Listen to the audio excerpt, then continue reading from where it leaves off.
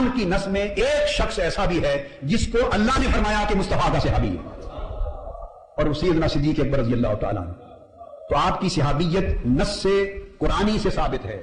تو اگر کوئی شخص آپ کی صحابیت کا انکار کرے، وہ نص سے قرآنی کے انکار کی وجہ سے کافر ٹھہرایا جائے گا، کافر ٹھہرایا جائے گا.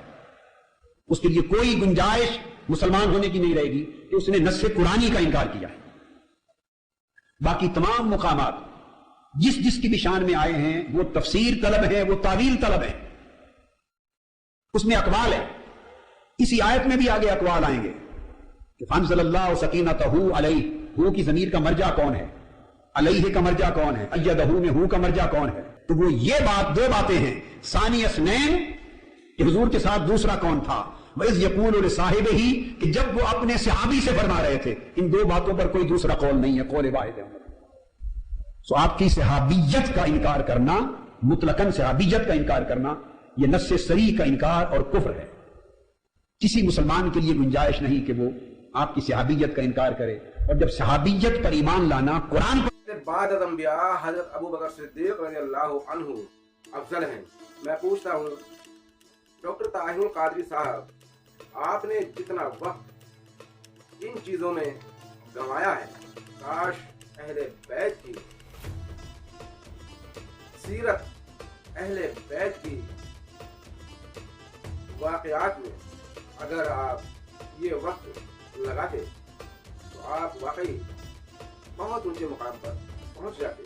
مگر آپ نے اپنا سب کچھ ضائع کر دیا. کیونکہ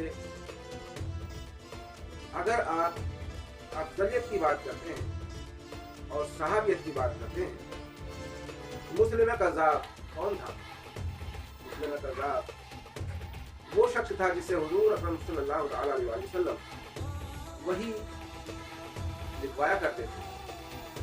معلوم تو ہوگا آپ کو، آپ تو ہم سے زیادہ بہتر جانتے ہیں، آپ تو احادیثوں کے اور اسلامیات کے ریسرچ اسکالر ہیں، آپ تو ہم سے زیادہ ریسرچ کرتے ہیں. مگر اس مسلم کذاب نے کیا کیا تھا؟ نبی صلی اللہ علیہ وسلم کے ہوتے ہوئے ہی، آپ کی حیات مبارک میں ہی اس نے نبوت کا اعلان کر دیا تھا. اور نبی پاک صلی اللہ علیہ وسلم نے اس کے بارے میں کیا فرمایا تھا کہ اس کو زمین بھی نہیں قبول کرے گی. اور یہی ہوا کہ زمین نے قبر نے اس کی باہر پھینک دیا. جب بھی اس کو دفناتے باہر پھینکے. تو جناب والا، ہم تو آپ کی بڑی عزت قدر کرتے تھے، مگر یہ کیا ہو گیا آپ کو؟ آپ کچھ دنوں سے اس دین و کال میں لگ گئے کہ صحابیت ہی سب سے بڑا مقام و مرتبہ ہے اور اہل بیت اس سے نیچے ہے. یعنی اہل بیت کو ہی نظر انداز کر دیا. یعنی آپ کے حساب سے صحابیت پر اگر کوئی انگلی اٹھائے تو وہ مسلمان نہیں ہے. کیوں؟ صحابی کون ہے؟ صحابی تو آپ کے حساب سے وہ بھی ہے جس نے ایک بار رسالت مآب صلی اللہ تعالی علیہ وسلم کو ایمان کی حالت میں دیکھا ہو. وہ صحابی ہے. بھلے ہی وہ اس کے بعد وہ پھر گیا ہو، دین سے پھر گیا ہو اور حضور پاک صلی اللہ علیہ وسلم کے اہل بیت سے دشمنی کی ہو، بھلے ہی خاتون جنت سیدہ معصومہ فاطمہ الزہرا سلام اللہ علیہا کو ناراض کیا ہو، جس کے بارے میں آپ کی حدیث ہے، حضور پاک صلی اللہ علیہ وسلم کا فرمان ہے، جس نے میری فاطمہ کو ناراض کیا اس نے گویا مجھے ناراض کیا، اور جس نے مجھے ناراض کیا اس نے گویا اللہ کو ناراض کیا. تو ڈاکٹر طاہر القادری صاحب، آپ تو ہم سے زیادہ بہتر جانتے ہیں بخاری مسلم میں کیا روایت ہے. پڑھیے ذرا اس کو اور اس حوالے سے بھی کبھی گفتگو کیجیے کہ حضرت ابو بکر صدیق رضی اللہ عنہ سے خاتون جنت سیدہ معصومہ فاطمہ الزہرا سلام اللہ علیہا کب سے اور کب تلک ناراض رہی، اور یہاں تک کہ آپ نے وصیت کر دی کہ میرے جنازے میں کوئی مسلمان نہ آئے. کیا وجہ تھی؟ اس کی وجہ بتائیے. کون سی ایسی وجہ تھی جو رسالت مآب صلی اللہ تعالی علیہ وآلہ وسلم کی اکلوتی دختر فاطمہ الزہرا سلام اللہ علیہا اتنی ناراض ہوئی کہ انہوں نے وصیت کر دی، یا علی میرے جنازے میں نہ محرم شخص نہ آئے اور کوئی مسلمان نہ آئے.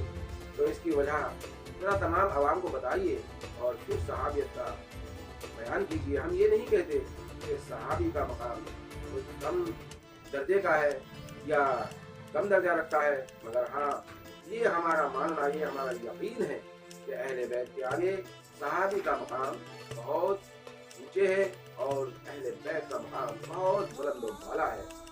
एक सहाबी को ना मानने वाला तो तुम्हारी नज़र में मुसलमान नहीं, मगर नबी अकरम सल्लल्लाहु अलैहि वसल्लम ने जिसको अपना वसी, अपना खलीफा, अपना जानशीन मुकर्रर किया हो और तमाम 1.25 लाख सहाबी, 80,000 सहाबाओं के सामने आपने ये बयान फरमाया हो और तुम्हारा भी उस पर बयान है कि आकाए दो जहां सरकार दो आलम सल्लल्लाहु अलैहि वसल्लम ने गदीर रसूल के मौके पर फरमाया, मन कुंतु मौला फ़अली मौला, मैं जिसका मौला अली उसके मौला, जिसका मौला अली उसके मौला। तो ताहिरुल कादिर साहब ये बताओ अपने 3 ईमान से आज क्या हजरत अबू बकर सिद्दीक़ रज़ियल्लाहु अन्हु मौजूद नहीं थे?